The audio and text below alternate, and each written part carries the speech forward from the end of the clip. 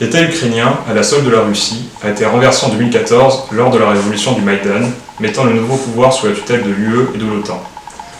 S'en est suivi une vague de répression meurtrière perpétrée par des milices fascistes comme le bataillon Azov contre les communistes et tous ceux qui s'opposaient au nouveau pouvoir. Le régime de Kiev a lancé une guerre civile contre les populations du Donbass qui dure depuis 8 ans et qui a fait 14 000 morts. Cela fait maintenant 7 mois que la guerre s'est répandue dans toute l'Ukraine, faisant des dizaines de milliers de morts, rasant des villes et faisant des millions de réfugiés. Nous ne devons pas être dupes de la propagande de nos impérialistes, ni par celle de l'UE et de l'OTAN sur le soutien à un État ukrainien réactionnaire comportant des éléments issus de partis et bataillons fascistes. Nous ne devons pas être dupes non plus par la propagande russe qui instrumentalise le souvenir de la victoire antifasciste de l'armée rouge qui écrasa le nazisme pour justifier ses opérations actuelles. Alors même que des mercenaires tels que le groupe Wagner se revendiquent d'un ultranationalisme russe voire du nazisme, la propagande d'État bat son plein en Russie, met en avant la gloire de l'empire des tsars. Rappelons que durant l'ère de l'Union soviétique, les travailleurs ukrainiens et russes ont vécu en paix pendant plus de 70 ans. Il n'a fallu que 30 ans de rétablissement du capitalisme pour qu'ils soient envoyés à la boucherie les uns contre les autres au profit des monopoles. Contrairement à ce que nous dit la propagande bourgeoise, cette guerre n'est pas l'affrontement du David ukrainien contre le Goliath russe, de l'avant-garde des démocraties éclairées face à l'obscur totalitarisme de Poutine. Il s'agit d'une guerre entre les intérêts de l'impérialisme russe face aux impérialismes de l'Union européenne et des États-Unis au travers de l'OTAN. Ces derniers n'ont cessé leur encerclement de la Russie capitaliste par l'établissement d'une ceinture de bases militaires alimentant les diverses provocations. Cette guerre, comme toutes les autres, intervient à un moment de la crise du capitalisme.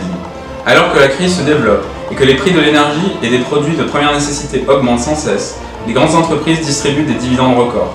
Les fabricants d'armes se frottent les mains en observant la militarisation de toute l'Europe. Les capitalistes font la guerre pour leur profit et c'est eux qui nous font payer la facture. Aujourd'hui, à la suite d'une offensive réussie des forces ukrainiennes supportées par l'OTAN, nous assistons à une escalade des tensions. La Russie mobilise ses réservistes, la Lituanie met en alerte son armée, et Joe Biden promet la guerre à la Chine si cette dernière cherche à reconquérir l'île de Taïwan. Jamais, depuis la fin de la guerre froide, le risque d'une troisième guerre mondiale et d'une guerre nucléaire n'ont jamais été aussi importants. Nous, jeunes communistes, nous refusons de suivre le chemin des tranchées. Nous refusons la société de la fin de l'abondance, qui signifie la hausse des profits pour les capitalistes et la misère pour les travailleurs. Nous refusons d'être leurs pions dans cette guerre et d'en payer le prix. Nous luttons pour un autre avenir, celui de la paix et du socialisme. Les actions de blocage et livraison d'armes de l'OTAN au régime de Kiev par les syndicats des dockers de Livourne, des aéroportuaires du syndicat USB de Pise ou des cheminots du syndicat PAME sont des modèles pour nous. Les mobilisations populaires contre la guerre et l'OTAN en Espagne, en Italie et en République tchèque nous montrent que les peuples d'Europe ne veulent pas participer à une nouvelle boucherie au profit des capitalistes. Ce mouvement a existé en France, pilier de l'UE et de l'OTAN, et qui est un des principaux fournisseurs d'armes à l'Ukraine et auparavant à la Russie.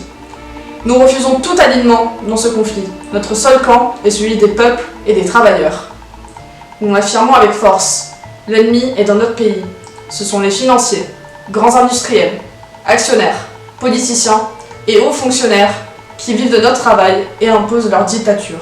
Eux seuls ont intérêt à la guerre. C'est pourquoi nous, jeunes communistes des Bouches-du-Rhône, aux côtés d'autres organisations de jeunesse communistes, appelons à manifester partout en France le samedi 1er octobre, afin d'exiger l'arrêt de toute participation de l'État français dans la guerre impérialiste, le retrait immédiat de la France de l'UE et de l'OTAN, le rapatriement de toutes les troupes en dehors du territoire national.